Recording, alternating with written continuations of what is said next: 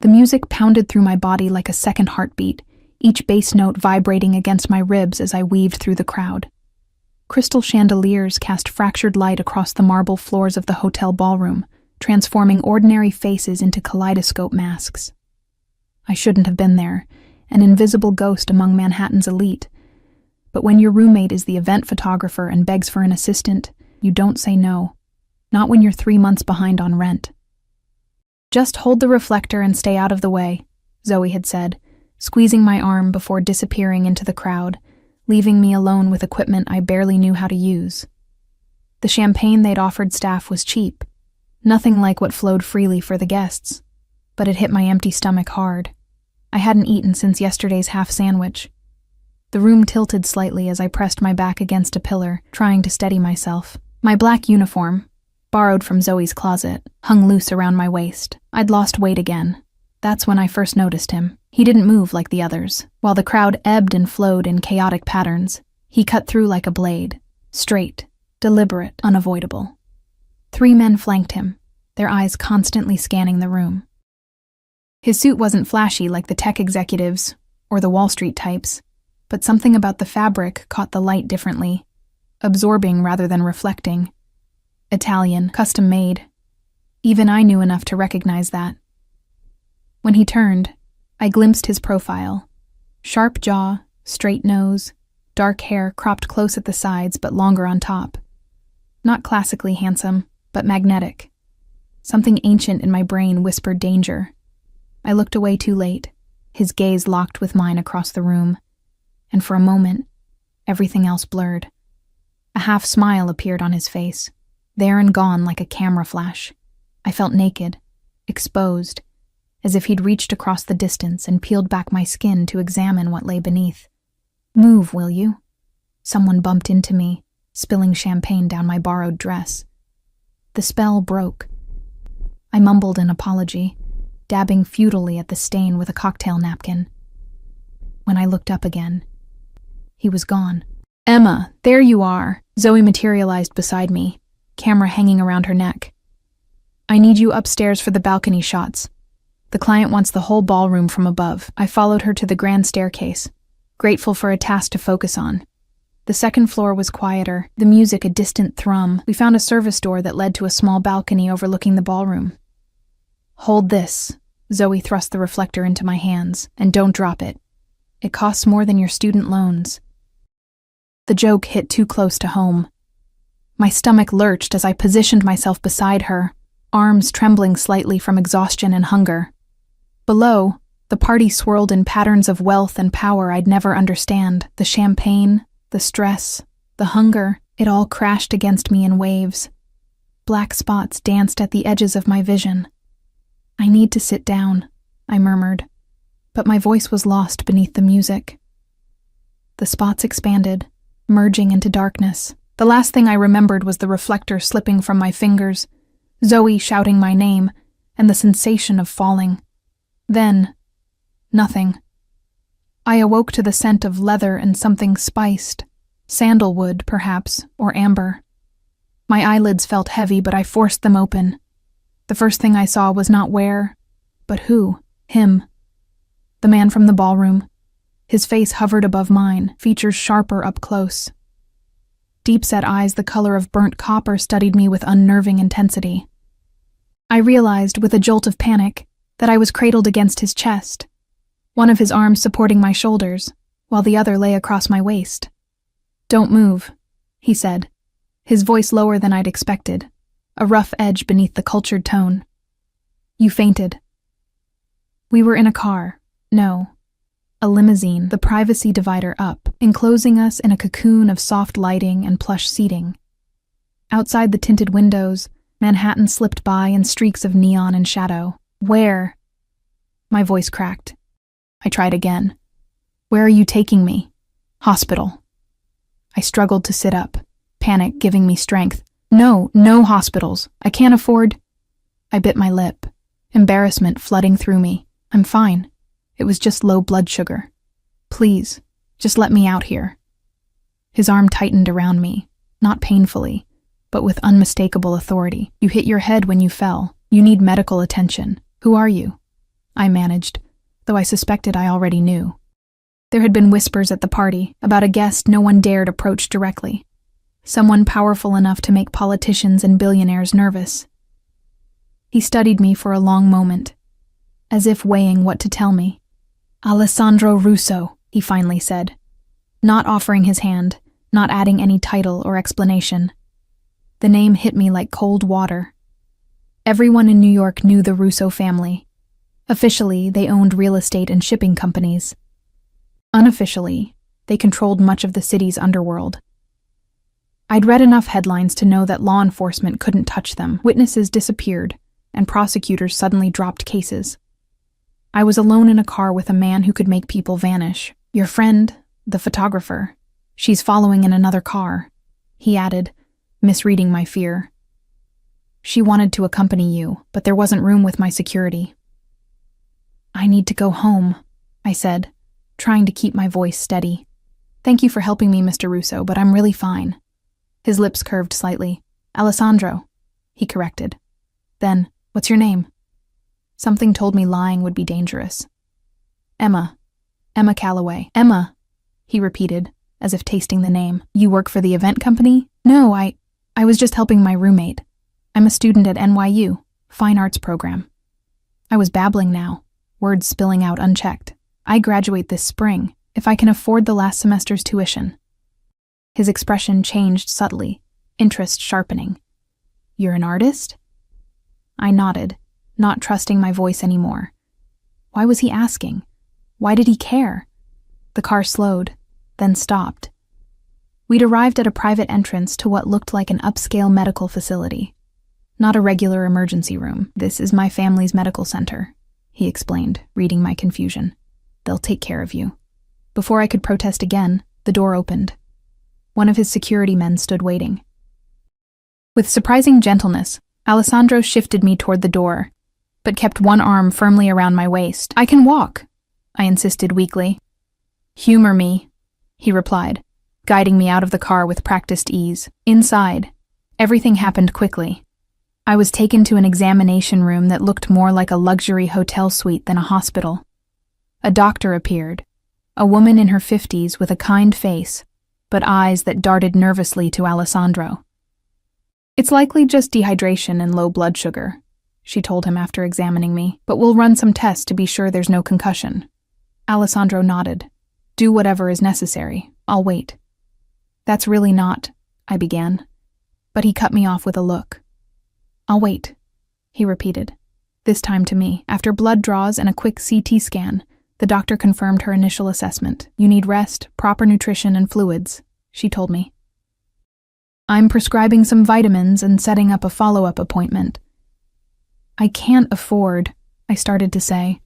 "It's taken care of," Alessandro interrupted. He'd stayed nearby throughout, making calls in hushed Italian that I couldn't understand. When the doctor left, he approached my bedside. "When was the last time you ate a proper meal, Emma Calloway?"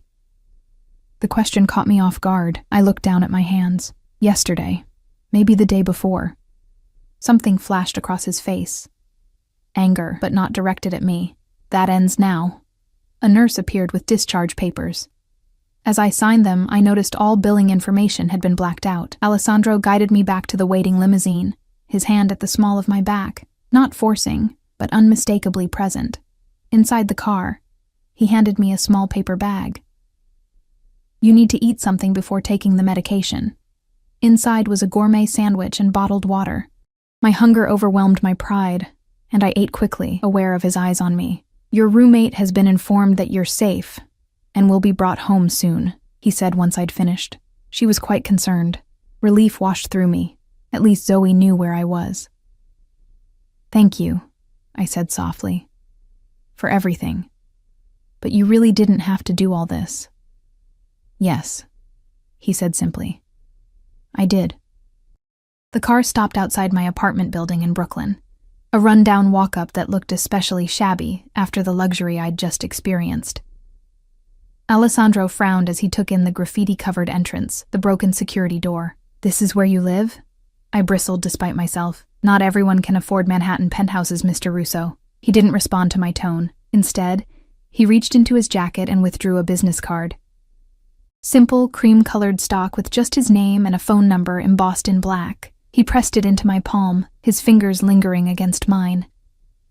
"If you need anything at all, you call this number. It reaches me directly." I stared at the card. "Why would you—" "I have a proposition for you," he cut in. "A business proposition. Your artwork." My heart skipped. "My artwork? I collect pieces from emerging artists. I'd like to see your work." His eyes held mine. "Think about it. Call the number when you're ready." One of his security men opened my door. Before I could step out, Alessandro leaned closer. The scent of his cologne enveloped me, making my head spin. "Rest, Emma," he said, his voice low near my ear. "We'll speak again soon." I managed a nod, then escaped the intensity of his presence. As I fumbled with my keys at the building's entrance, the limousine remained idling at the curb. Only when I was safely inside did it pull away. Upstairs, I found Zoe pacing our tiny living room. "Emma, oh my God!" She threw her arms around me. "Are you okay? When you fell, I thought? And then he just appeared out of nowhere and caught you before you hit the ground. He wouldn't let anyone else touch you." My mind reeled. "What? He caught me? You don't remember? You started to collapse, and I screamed, and suddenly he was there, like he'd been watching you. He caught you before you hit the floor, carried you out himself." Her eyes were wide. "Do you know who that was?" I sank onto our threadbare couch, the business card still clutched in my hand. "Alessandro Russo." Zoe's face paled. "The Alessandro Russo? Holy shit, Em. Those guys with him. They blocked anyone from following you. One of them told me you were being taken care of and gave me a card to call for updates. I've been getting text messages about your condition." I closed my eyes, trying to process everything. "He wants to see my artwork." "What?" Zoe sat beside me, grabbing my arm. "Are you serious?" "He said he collects pieces from emerging artists." Even saying it aloud sounded absurd. Zoe was quiet for a long moment. "Em, be careful. Guys like that, they don't just help random girls out of kindness." I thought about the way he'd looked at me, the gentle way he'd held me, the authority in his voice when he said that ends now about my hunger. "I know," I whispered. But later that night, as I lay in bed staring at the ceiling, his business card on my nightstand, I couldn't stop thinking about the moment when I'd first opened my eyes in his arms, his face hovering above mine, those copper eyes searching my face as if memorizing every detail. In my half-conscious state, just before fully waking, I could have sworn I heard him whisper something as he held me, a single word that made no sense. Hours. 3 days passed before I found the courage to call the number on Alessandro's card. 3 days of Zoe alternating between excitement, "Do you know how much his kind of people pay for art?" and concern, "Just be careful, Em. Men like him always want something." 3 days of trying to convince myself I had imagined the whispered word, the intensity in his eyes. My finger hovered over the call button for nearly 10 minutes before I finally pressed it. The phone rang twice before a deep voice answered. "Not Alessandro's. Ms. Calloway," the man said. Not a question, but a statement. "The boss is expecting your call." My stomach dropped. How did they know it was me? I hadn't even given my name to the caller ID. Before I could respond, there was a rustling sound, and then Alessandro's voice came through the speaker, sending an involuntary shiver down my spine. "Emma," he said, and somehow the way he pronounced my name made it sound like something precious. "I was beginning to think you wouldn't call. My voice caught. I cleared my throat and tried again. "I've been thinking about your offer. To see my artwork." "Good. Are you free tomorrow afternoon?" The question caught me off guard. I had expected more preamble, perhaps a formal gallery appointment. "Yes, I don't have classes on Fridays." "Perfect. My driver will collect you at 2. It wasn't a request. "Bring samples of your work, whatever you consider your best pieces." "Mr. Russo?" "Alessandro," he corrected, the same way he had in the car. "Alessandro," I repeated, the name feeling foreign on my tongue. "I don't think I can transport my larger canvases. I work primarily in oils, and some of them are quite big." There was a pause, and I could almost feel him recalibrating. "Where do you work? Do you have a studio?" "Just my bedroom," I admitted, embarrassment warming my cheeks. I had studio space at school, but I couldn't afford the fees this semester. Another pause. Longer this time. When he spoke again, his voice had an edge to it. Give me your address. I'll come to you. Alarm bells rang in my head. A man like Alessandro Russo in our shabby apartment? That's not necessary. It is. He cut me off.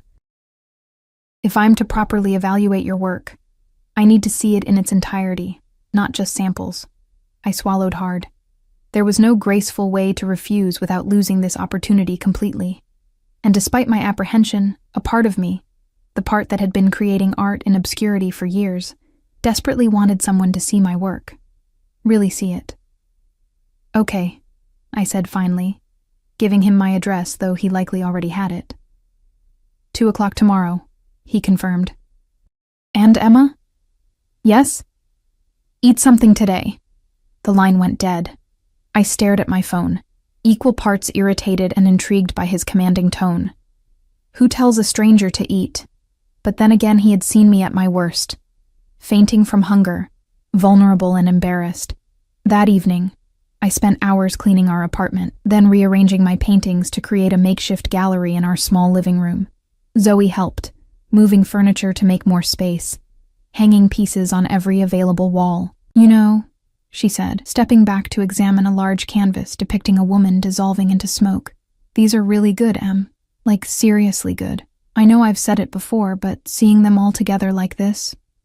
She whistled low. No wonder he wants to see them. He hasn't seen them yet, I reminded her, anxiety churning in my stomach. And he's probably just being polite because of what happened at the party. Zoe gave me a skeptical look. Men like Alessandro Russo don't do anything out of politeness. They do things because they want something. She hesitated. Just promise me you'll be careful tomorrow. Don't be alone with him. We'll be right here in the living room, I assured her, though the thought of being alone with him sent contradictory pulses of fear and anticipation through my body. I'll try to come home early, she promised. That night I barely slept. Every time I closed my eyes, I saw his face, felt the phantom sensation of his arms around me. By morning, dark circles shadowed my eyes, and no amount of concealer could hide my exhaustion. At precisely 2:00, a sharp knock came at our door. My heart hammered as I crossed the living room, wiping my sweaty palms on my jeans before opening the door. Alessandro filled the doorframe, taller than I remembered, dressed in a charcoal suit that probably cost more than a year's rent. Behind him stood one of his security men, face expressionless. Emma, Alessandro said, his eyes sweeping over me in a quick assessment that missed nothing, not the nervous fidget of my hands nor the dark circles under my eyes. You didn't sleep. Not a question. I stepped back, allowing him to enter. I was preparing, I said, gesturing to the living room where my paintings were displayed. He nodded to his security man, who took up position outside the closed door. Then he turned his full attention to the room, to my art. I watched his face as he moved slowly from piece to piece, studying each with an intensity that made my skin prickle. For several minutes he said nothing, just moved methodically around the room. I hovered anxiously, waiting for some reaction, some indication of what he thought. Finally he stopped before my largest canvas, a dark cityscape with a single illuminated window, a solitary figure silhouetted against the light.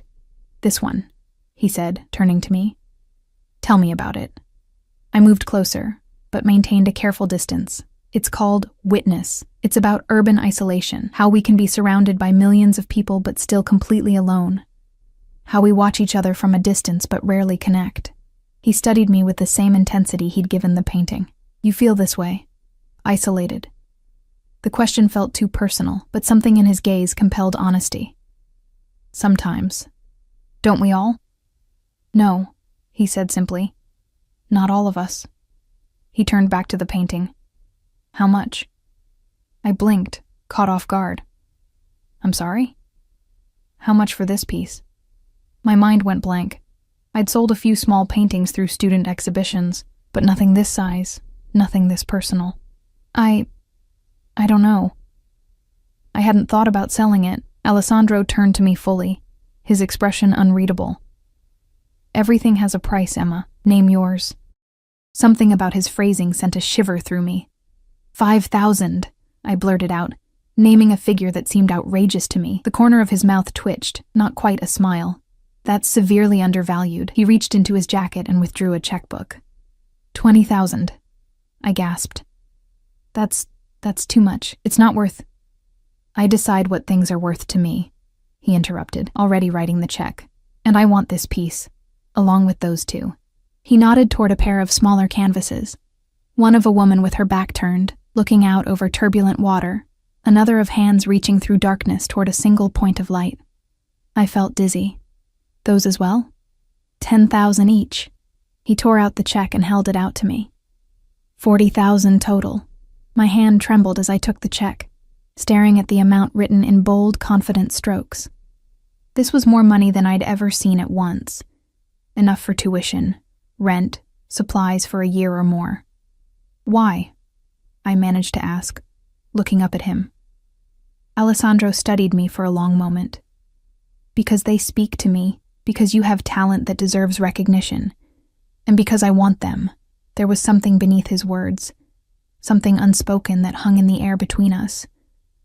Before I could decipher it, he moved closer, into my personal space, not touching me, but near enough that I could smell his cologne, feel the heat radiating from his body. You're not eating properly, he said, his voice low. You're still too thin. I crossed my arms defensively. I eat enough. No, you don't. His eyes narrowed. And you're not sleeping. Are you always this careless with yourself? Irritation flared. With all due respect, Mr. Russo. Alessandro, I corrected, meeting his gaze despite the intimidating intensity. My eating and sleeping habits are none of your concern. Something dangerous flashed in his eyes, there and gone in an instant. They became my concern the moment you collapsed in my arms, Emma. The memory of that moment, of waking in his embrace, disoriented and vulnerable, sent heat through my body. That was an unusual circumstance. It won't happen again. He stepped closer, and this time his hand came up, fingers brushing my cheek in a touch so light it might have been imagined. See that it doesn't. I won't always be there to catch you. I couldn't breathe. Couldn't think past the sensation of his fingertips against my skin. When he withdrew his hand, it felt like losing something essential. I'll send people to collect the paintings tomorrow, he said, his tone shifting to business-like efficiency. In the meantime, use some of that money to eat a proper meal and get some rest. I nodded, still clutching the check. Thank you. For the purchase, I mean. It's the investment, he replied. I have an eye for potential, for things of value others overlook. His gaze traveled over me again, more deliberately this time. Very few people surprised me, Emma Calloway. You did. Before I could respond, he turned toward the door. I have a gallery opening next Friday evening. A private showing for a new artist I'm sponsoring. I'd like you to attend. Me? Why? Because I think you'll find it educational, and because I want you there. He reached into his pocket and produced a cream-colored envelope. The details are inside. My driver will collect you at 8. Again, not a request. I took the envelope, fingers brushing his. I don't have anything to wear to that kind of event. A small smile curved his lips. That's been taken care of as well. What do you mean? You'll see. He moved to the door, opening it to reveal his waiting security man. Friday, 8 o'clock. Eat something substantial before then. Then he was gone, leaving behind the scent of his cologne, a check for $40,000, and 1,000 unanswered questions. I sank onto the couch, staring at the check in my hand. It felt surreal, like something from a dream or a nightmare. What did he really want from me? Men like Alessandro Russo didn't pay $40,000 for paintings from unknown artists without expecting something in return. My phone buzzed with a text message from Zoe. Sorry, can't get away from work. Everything okay? Is he still there? I typed back. He's gone. He bought 3 paintings for $40,000. Her response came instantly. What? OMG, are you serious? Before I could reply, another text appeared. Wait, what does he want in return? The same question that was spinning through my own mind. What did Alessandro Russo want from me? And why did the intensity in his eyes, the gentleness of his touch, make me almost not care about the answer. 2 hours later, as I was still trying to process everything, a delivery arrived. A large white box tied with a black satin ribbon. The delivery person refused to tell me who it was from, but I already knew. Inside, nestled in layers of tissue paper, lay a dress of deep midnight blue, the fabric catching the light like water. Alongside it was a smaller box containing delicate silver jewelry and a pair of heels that looked Italian and expensive.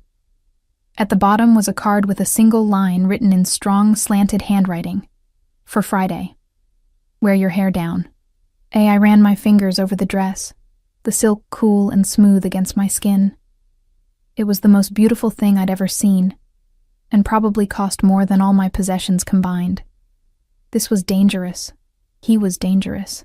Everything about this situation screamed at me to run, to tear up the check, return the dress, forget Alessandro Russo and his intensity, his unexpected gentleness, his commanding presence. Instead, I found myself lifting the dress from its box, holding it against my body as I looked in the mirror. It would fit perfectly, as if he'd somehow known my exact measurements, as if he'd studied me. The thought should have frightened me. Instead, I felt a thrill run through me, a dangerous, forbidden excitement at being seen, truly seen, by someone like him. Friday suddenly seemed very far away. The next morning, I deposited the check, half expecting it to bounce despite knowing it wouldn't. By afternoon, the funds were in my account, more money than I'd ever had at once. I paid my outstanding tuition balance, bought art supplies, and set aside money for rent and groceries. Still, most of it remained, a strange security I'd never known before. True to his word, men came for the paintings, handling them with professional care, wrapping each meticulously before carrying them away.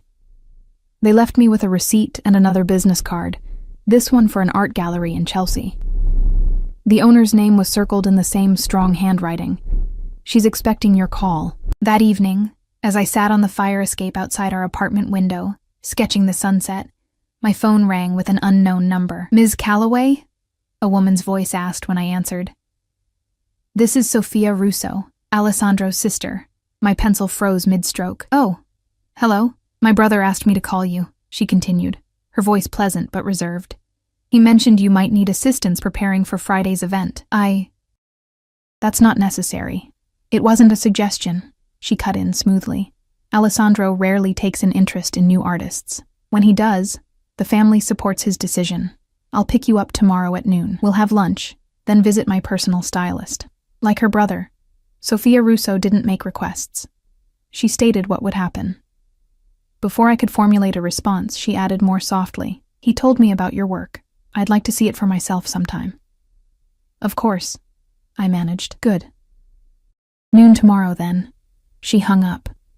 I stared at my phone, then out at the darkening sky. What was happening to my life? A week ago, I was just another struggling art student, invisible and forgettable. Now I had caught the attention of one of New York's most powerful and dangerous families, all because I'd fainted at a party. All because Alessandro Russo had caught me as I fell. All because he'd whispered that single, inexplicable word as I lay unconscious in his arms. Ours. Sofia Russo was nothing like her brother. Where Alessandro emanated danger and intensity, Sofia was all polish and practiced charm. She arrived in a sleek black Mercedes, not a limousine, with only a driver and no visible security. Her handshake was firm, her smile diplomatic, her designer outfit impeccable without being flashy. "You're smaller than I expected," she said, appraising me as we settled into the back seat. "Alessandro said you were too thin, but I assumed he was exaggerating." I shifted uncomfortably. "I've been busy with school. Sometimes I forget to eat." Sofia raised a perfectly shaped eyebrow. "A dangerous habit, especially around my brother." "What do you mean?" "Alessandro has protective instincts." She studied me with eyes the same burnt copper as her brother's. "He doesn't like seeing vulnerability without addressing it." The car glided through Manhattan traffic with the frictionless ease of extreme wealth. We arrived at a discreet restaurant on the Upper East Side, where the maitre d' greeted Sofia by name and led us to a private dining room. "So," Sofia said once we were seated and wine had been poured, "tell me about your art." "Didn't Alessandro already tell you?" I'd prefer to hear it from you. I described my work, my techniques, my inspiration. As I spoke, Sophia watched me with an analytical gaze that missed nothing. She asked specific, knowledgeable questions that revealed her own extensive art background. "You're talented," she concluded as our main course arrived. "But talent alone doesn't explain my brother's interest." I set down my fork. "What does that mean?" Sophia took a sip of wine, considering her words. "Alessandro doesn't collect art for status or investment, though he's shrewd about both. He collects pieces that speak to him on a personal level." She leaned forward slightly. "The fact that he purchased 3 of your works at once is unusual. I got the impression he overpaid significantly." "Oh, he absolutely did." Sophia waved a dismissive hand. "But money means nothing to him. Your paintings contain something he wanted to possess." A chill ran through me at her phrasing.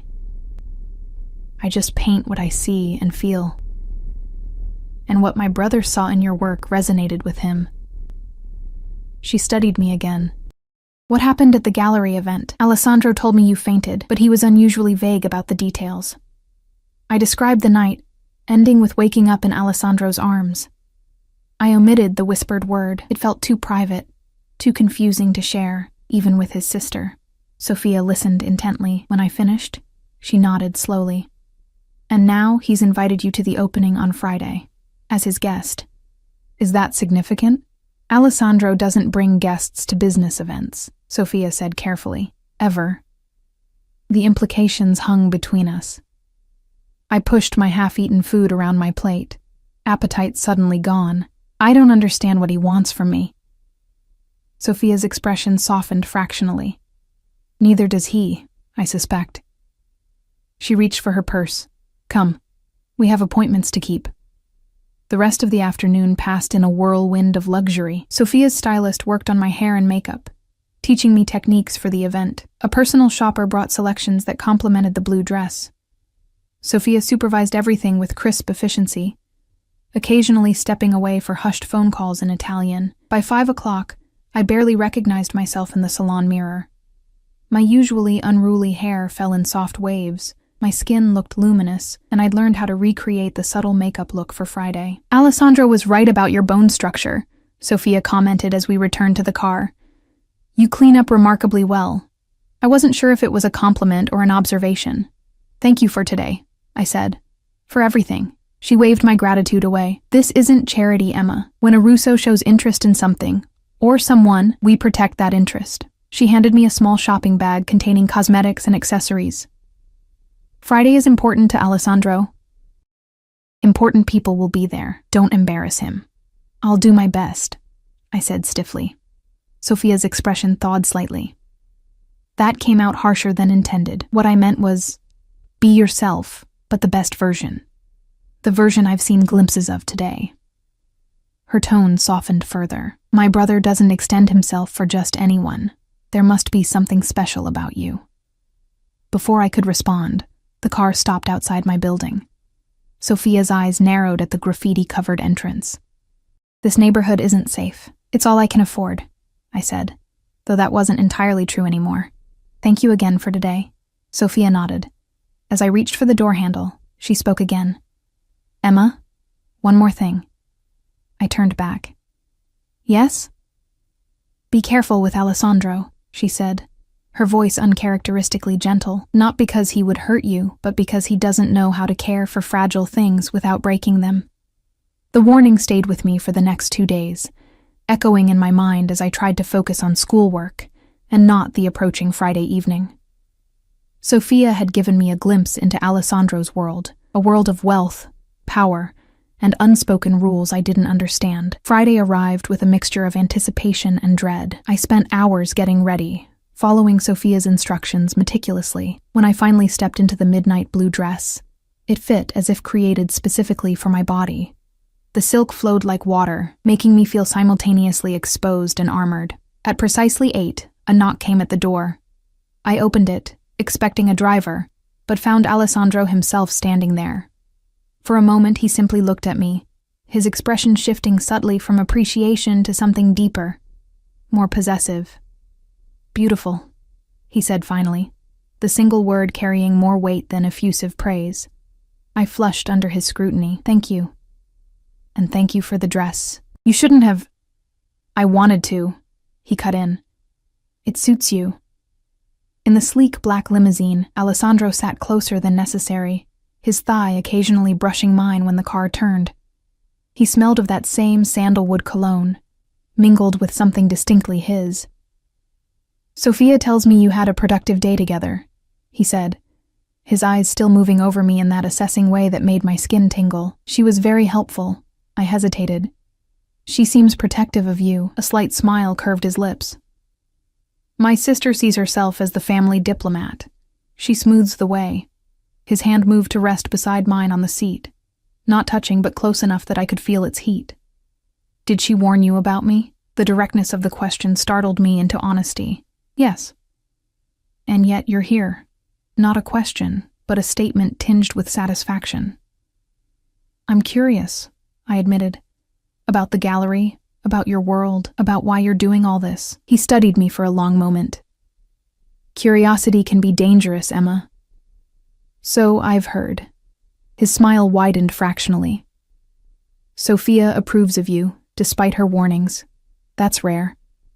The gallery was in a converted warehouse in Chelsea, the space transformed into a minimalist showroom with dramatic lighting.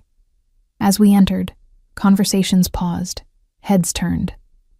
Alessandro's hand settled on the small of my back, guiding me through the crowd. People nodded deferentially as we passed, their eyes curious, sometimes suspicious as they took in my presence at his side. "They're wondering who you are," Alessandro murmured close to my ear. "Who am I?" I asked, the question more loaded than I intended.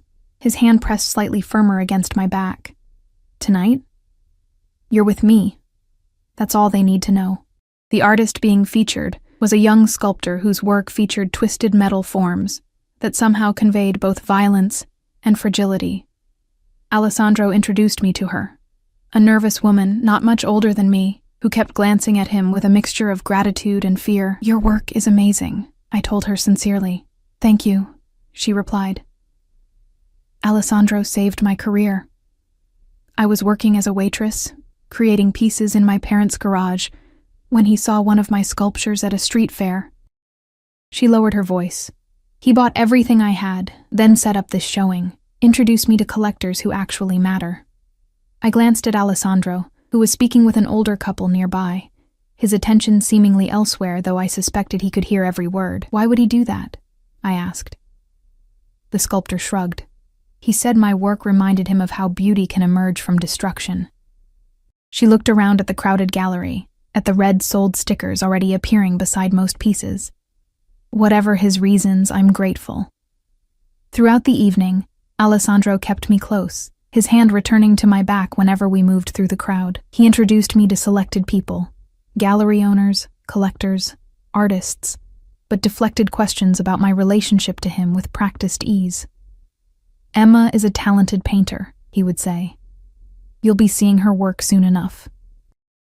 By the time we left, my head was spinning from champagne and information overload. The limousine waited at the curb, and Alessandro helped me inside with a gentleness that contrasted with the commanding presence he'd projected all evening. "What did you think?" he asked as the car pulled away. "It was enlightening," I said. "Everyone seems afraid of you, even the artist you're helping." Alessandro didn't deny it. "Fear and respect often look similar. Which do you prefer?" His eyes gleamed in the dimly lit interior. "From most people, either is acceptable." He shifted closer. "From you? Neither." My breath caught.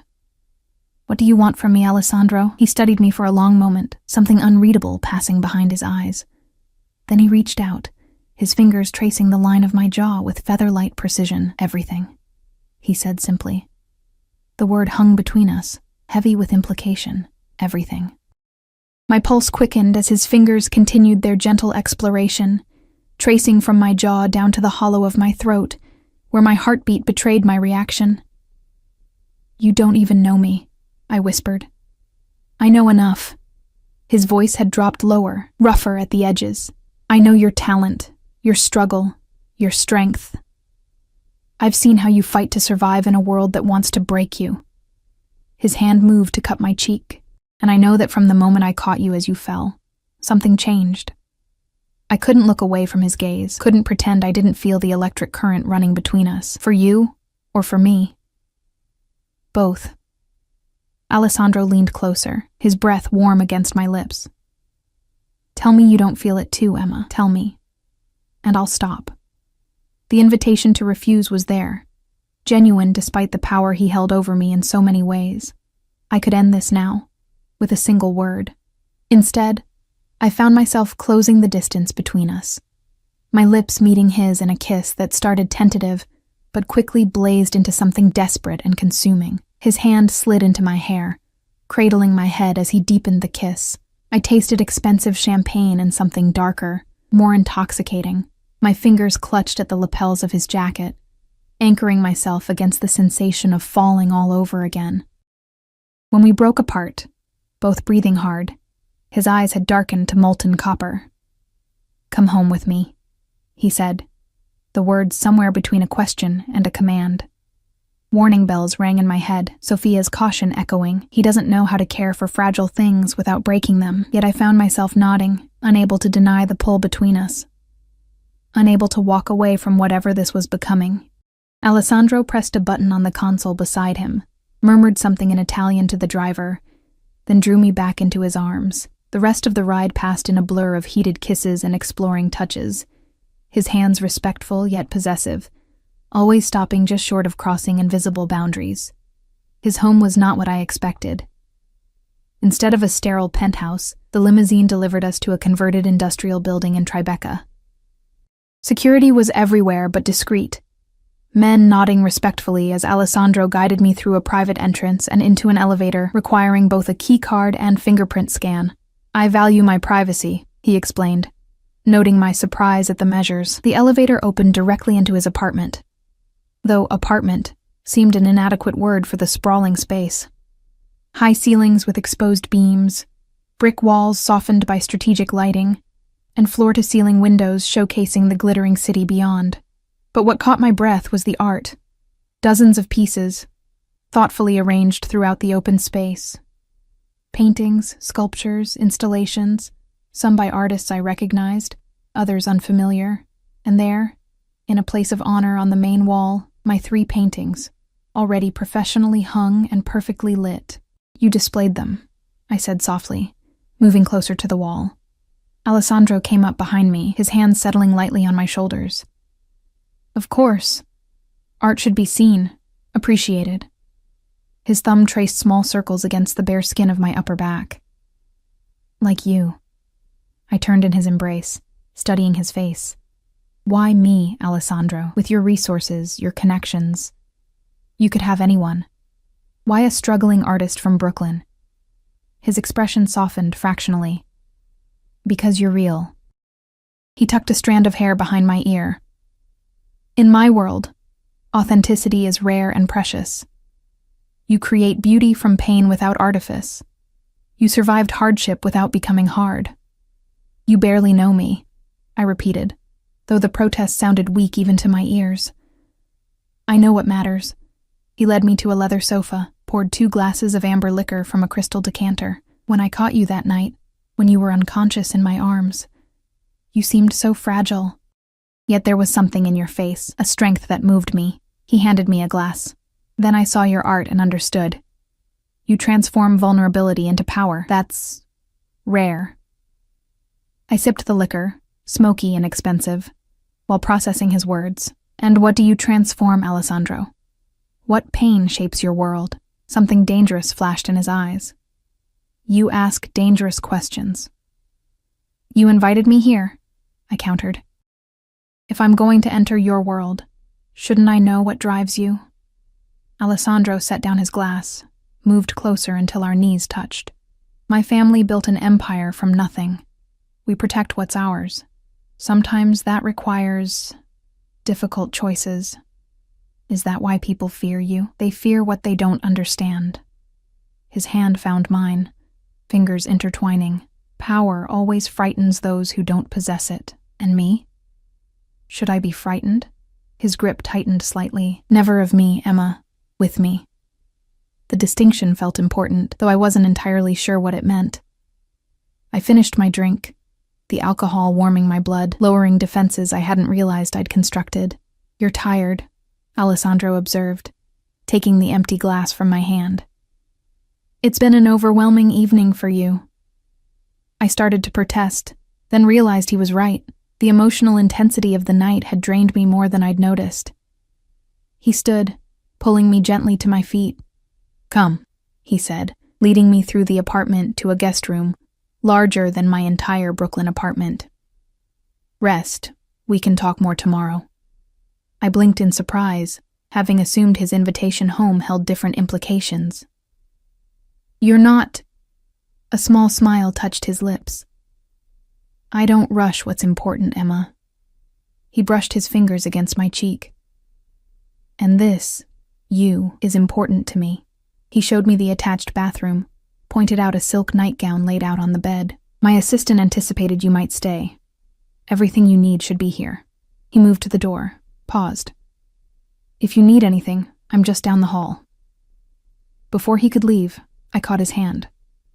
"Alessandro?" He turned back, eyebrow raised in question. "That night, when I fainted, when you caught me, did you say something to me?" His expression stilled, became unreadable. "What do you think you heard?" I hesitated, then decided on honesty. "It sounded like ours, but that doesn't make sense." Alessandro studied me for a long moment. Then he stepped closer, his hand cupping my face with surprising gentleness. "Sleep, Emma. We'll talk tomorrow."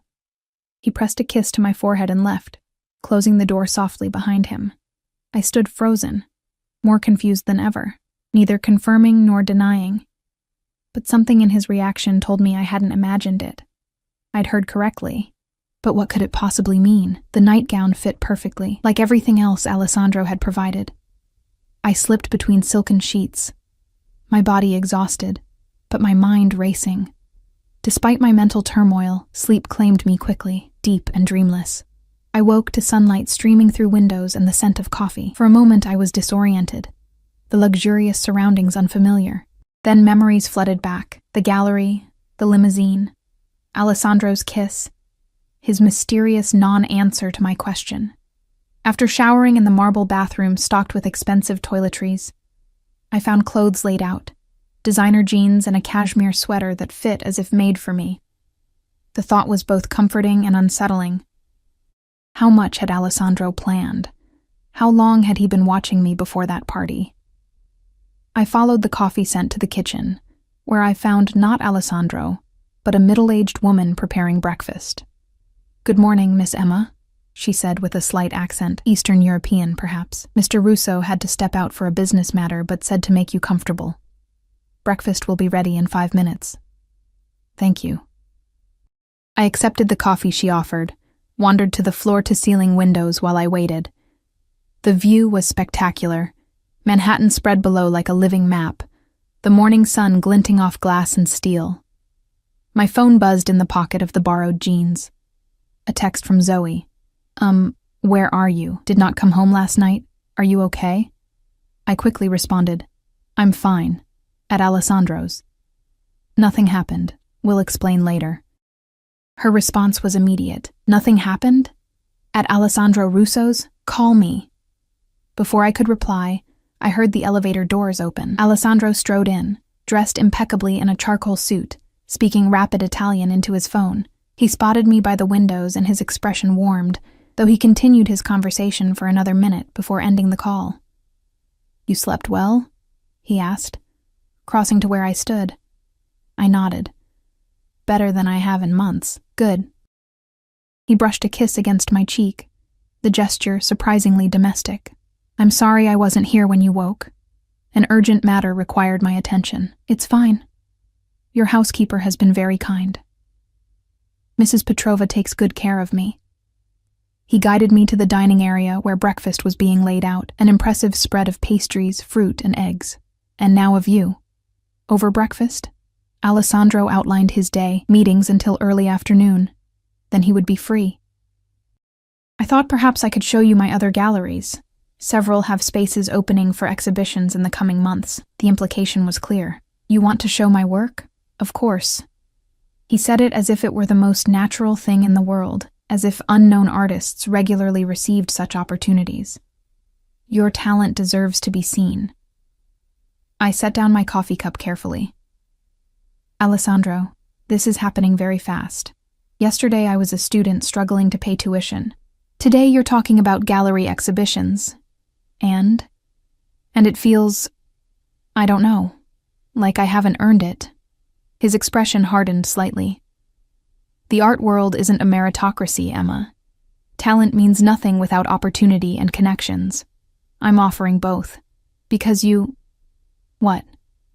Like my paintings? Like me? I met his gaze directly. What am I to you, Alessandro? He reached across the table, took my hand in his. You're something precious I found unexpectedly. Something I want to protect and nurture. His thumb stroked across my knuckles. Is that so difficult to accept when it comes from someone like you? Yes. Someone like me, he repeated, a dangerous edge entering his voice. And what am I, in your eyes? I didn't look away. Powerful. Dangerous. Someone who takes what he wants and eliminates obstacles. Someone people fear. I paused. Someone I'm drawn to despite all the warning signs. Alessandro's grip tightened. At least you're honest. He studied me for a long moment. My world is complicated, Emma. There are aspects of my business, my family that would disturb you. But I can promise you this. What I feel for you is real, unexpected, but real. What do you feel for me? I asked, my voice barely above a whisper. We barely know each other. Alessandro considered this, his thumb still making slow circles against my hand. In my experience, time is not the most reliable measure of connection. He leaned forward slightly. I've known people for decades whom I understand less than I understand you after these few days. That doesn't answer my question. A ghost of a smile touched his lips.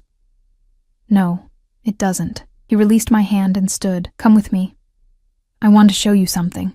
Curious. I followed him through the apartment to a door I hadn't noticed the night before. It required another key card to open, revealing a private study. Unlike the modern aesthetic of the rest of his home, this room was old world. Leather-bound books lining the walls, a massive antique desk, and the scent of aged paper and wood polish. Alessandro crossed to a painting mounted behind his desk, a small, dark piece depicting a young woman with haunted eyes standing before a burning building. The style was centuries old, Renaissance perhaps, but the emotion in the subject's face felt startlingly modern. My grandmother, he said, watching my reaction. Painted in 1942, after she fled the Nazis who burned her family home in northern Italy. I moved closer, studying the details, the subtle reflection of flames in her eyes, the way her hands were both clenched and protective. It's extraordinary. She was 19, Alessandro continued. Alone, her family murdered, with nothing but her wits to keep her alive. His voice softened. She met my grandfather a month later. He was a young soldier with connections to the resistance. They married within 6 weeks. That's very fast, I observed. When you find something worth protecting in a world determined to destroy everything beautiful, you don't hesitate. He turned to face me fully. My grandmother said she knew within moments of meeting him that he would either save her or destroy her. Sometimes, Emma, the heart recognizes what the mind would question. The parallel was unmistakable. I swallowed hard. And did he? Save her? They saved each other. Alessandro's gaze was intense. They built a new life in America, created a family, an empire. Everything I have began with that moment, that recognition between them. Is that what this is? I asked, gesturing between us. Recognition? I believe so.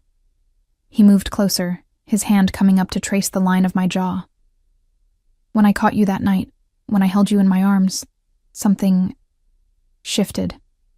I can't explain it rationally. That's not very reassuring coming from a man in your position. Don't you need to be rational, calculating? In business, yes. In matters of the heart? He shrugged slightly. Even I must surrender to forces beyond my control sometimes. The vulnerability in that admission struck me more powerfully than any declaration could have. Alessandro Russo, admitting there were things he couldn't control. It humanized him in a way nothing else had. You still haven't told me what you whispered that night. I said. His expression became guarded, perhaps because I'm not sure you're ready to hear it. I'm stronger than I look. I'm well aware.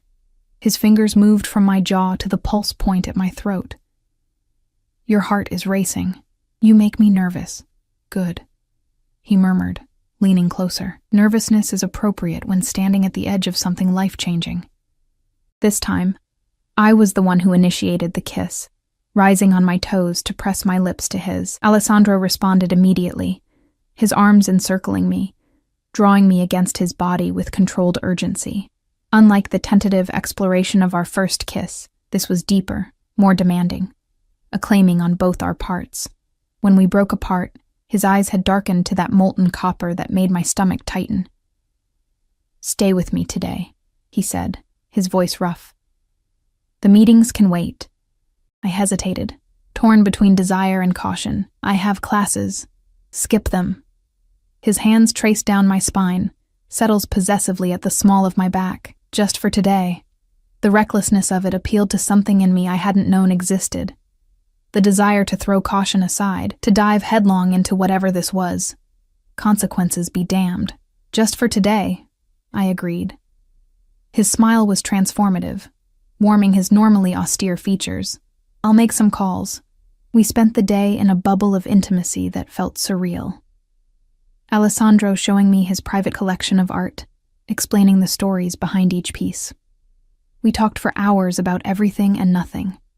My childhood in a small Pennsylvania town, my dreams for my art, books we'd read, places we wanted to see. He ordered lunch delivered from an exclusive restaurant, and we ate on the balcony overlooking the city.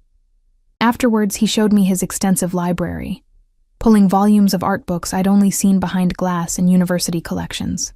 These are for reference, he said, placing a rare book of Renaissance sketches in my hands. Feel free to use anything here whenever you want. The casualness of the offer, as if I would naturally be spending enough time here to make use of his library, wasn't lost on me. Alessandro spoke of us as if we were already established, as if my integration into his life was a foregone conclusion. Part of me wanted to resist this assumption, to assert my independence. But another part, the part that had always felt unseen, unvalued, basked in his focused attention, in being treated as if I mattered. As evening approached, Alessandro received a call that made his expression darken. He spoke in rapid Italian, his tone hardening with each exchange. When he hung up, the warmth I'd witnessed all day had vanished, replaced by cold calculation. I need to go out, he said, already reaching for his jacket. A situation requires my personal attention. Is everything okay? He paused, considering his words. Business complications, nothing for you to worry about. He crossed to me, placed a gentle kiss on my forehead. My driver will take you home if you wish, or you're welcome to stay. I may be late. I thought of my tiny Brooklyn apartment, of Zoe's inevitable interrogation, of the cramped bed and noisy neighbors. Then I thought of this sanctuary with its library and art and silence. I'll stay, I decided, if that's really okay. Relief flickered across his face. More than okay. He hesitated, then added, Emma, there are aspects of my business that... It's better you don't know details. Safer for you. The reminder of who he really was, what he really did, sent a chill through me. I'd spent the day with Alessandro the art collector, the intelligent conversationalist, the attentive companion. But now Alessandro the mafia boss was reasserting himself. I understand, I said quietly. His eyes searched mine, looking for judgment or fear. Finding neither, he nodded once. I'll have Mrs. Petrova prepare dinner for you. Don't wait up. After he left, the apartment felt emptier than its spacious dimensions warranted. I wandered through the rooms, examining artwork, trailing my fingers over books and furniture that cost more than I'd make in years. Eventually, I settled in the library with a rare volume of Botticelli sketches and lost myself in the master's work. Mrs. Petrova brought a tray with dinner, simple but delicious pasta and a glass of wine. After eating, I curled up on the leather sofa with another book. Despite my intention to wait for Alessandro's return, exhaustion claimed me, and I drifted off surrounded by the scent of old books and leather. I woke to the sensation of being lifted. Disoriented, I blinked awake to find Alessandro carrying me toward the bedroom. "You're back," I murmured sleepily. "I told you not to wait up," he chided gently, pushing open the door to the guest room with his shoulder. "I didn't mean to." As my senses returned, I noticed he'd changed clothes. His new shirt was impeccable, but a faint metallic scent clung to him, copper and salt. I chose not to examine what that might mean. He laid me on the bed with surprising gentleness. "Sleep, Emma. We'll talk tomorrow." "Stay," I found myself saying, catching his hand as he straightened. "Please." Alessandro went still, his expression unreadable in the darkness. "Are you sure?" I nodded, shifting over to make room. After a moment's hesitation, he removed his shoes and jacket and stretched out beside me on the bed. I turned into him, resting my head on his chest, listening to the steady beat of his heart. His arm came around me, protective and possessive at once. "This wasn't my intention when I brought you here," he said quietly into the darkness. "I know." And somehow, I did know. Despite his reputation, despite the obvious attraction between us, Alessandro had been careful not to pressure me, not to take advantage of the power imbalance between us. We lay in comfortable silence for several minutes before I gathered the courage to ask the question that had been haunting me. "Alessandro, when I fainted at the party and you caught me, what did you whisper?" His body tensed almost imperceptibly beneath mine, for so long that I thought he wouldn't answer. He was silent. Then, his voice so low I barely caught it. "Ours." I lifted my head to look at his face. Ours, what does that mean? In the dim light filtering through the windows, his expression was solemn, intense. "In my family, there's a story passed down generations, a belief." His hand stroked slowly up and down my spine. "That when you find the one person meant for you, something inside recognizes them instantly. My grandfather described it to my father, who described it to me. Like pieces of the same soul finding each other again. Soulmates?" I asked, skeptical despite the intimacy of the moment. "Nothing so poetic," he corrected. "More primal, a recognition at a level beyond conscious thought.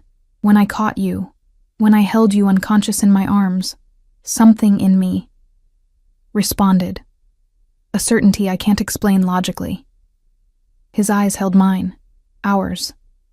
Meant to be part of us, part of me. The confession should have frightened me, its intensity. Instead, its presumption. It resonated somewhere deep inside, as if answering a question I hadn't known to ask. "That's why you've done all this?" I gestured vaguely, encompassing everything. The money, the clothes, the galleries.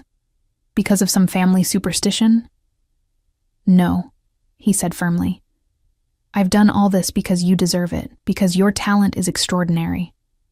The recognition merely opened my eyes to you when I might otherwise have passed by." His hand came up to cup my face. "I would never force you into anything, Emma. I may be many things, some of them dark, but never that." I believed him. Despite every rational objection, despite knowing so little about him beyond his reputation, I believed in his sincerity. "I should be running in the opposite direction," I whispered. "Why aren't you?" I considered the question seriously. "Because when I'm with you, I feel seen, like someone finally notices me. Not just my art or what I can offer, but me." Alessandro's thumb traced my lower lip. "I see you, Emma Calloway, all of you." He leaned closer, his breath warm against my lips. "And everything I am responds to everything you are." This time when we kissed, it was different, deeper, with an underlying urgency that hadn't been there before. His hands tangled in my hair as mine explored the solid planes of his chest. We moved together as if we'd done this countless times, as if our bodies already knew the language of each other.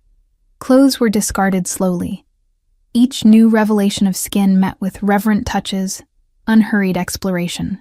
When we finally came together, it was with a sense of inevitability, as if we were always meant to find each other this way, to connect in this most intimate manner. Afterward, lying tangled in silk sheets in each other's limbs, Alessandro held me close, his heartbeat strong and steady beneath my ear. "What happens now?" I asked, tracing patterns on his chest. "Whatever you want," he said, surprising me. "I won't pressure you, Emma. This us. It needs to be your choice." I propped myself up on an elbow to look at him. The great Alessandro Russo, leaving a decision to someone else? I'm shocked. A smile tugged at his lips. "Only for you." His expression grew serious. "My life is complicated. There are aspects of my family, my business, that will never be completely legitimate. I won't insult you by pretending otherwise. I know what your family does, Alessandro." "You know rumors, headlines," he corrected. "The reality is both less and more dramatic than what you've heard." He tucked a strand of hair behind my ear. "I can promise you safety, protection, everything material you could want, but I can't promise a simple life." I thought about my existence before him. The struggle to pay rent, to buy art supplies, to be noticed in a world that valued connections over talent. Then I thought about these past few days. Not just the luxury and opportunity, but the feeling of being valued, being seen. "I don't need simple," I said finally. "I just need real." Alessandro's eyes darkened. "What we have is real, Emma. Perhaps the only real thing in my world right now." He pulled me back into his arms, and we slept entwined, my head on his chest, his arms protective around me. The following months transformed my life in ways I could never have imagined. Alessandro kept his promises. My work was featured in prestigious galleries, collectors began acquiring my paintings, and critics praised my raw emotional honesty.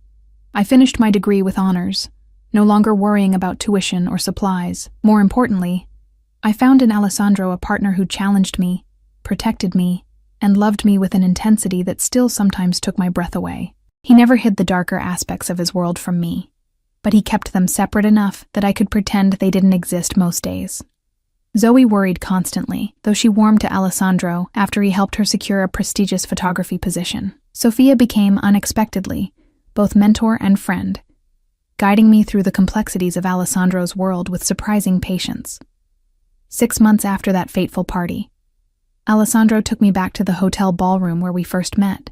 The space was empty, save for thousands of candles and an elaborate dinner for two beneath the crystal chandeliers. "This is where everything changed," he said, leading me to the exact spot where I'd fainted into his arms, "where I found you." He knelt on one knee, producing a ring box containing an antique diamond that had belonged to his grandmother, the woman in the painting. "Emma Calloway," he said, his voice rough with emotion. "I knew you were mine the moment I caught you.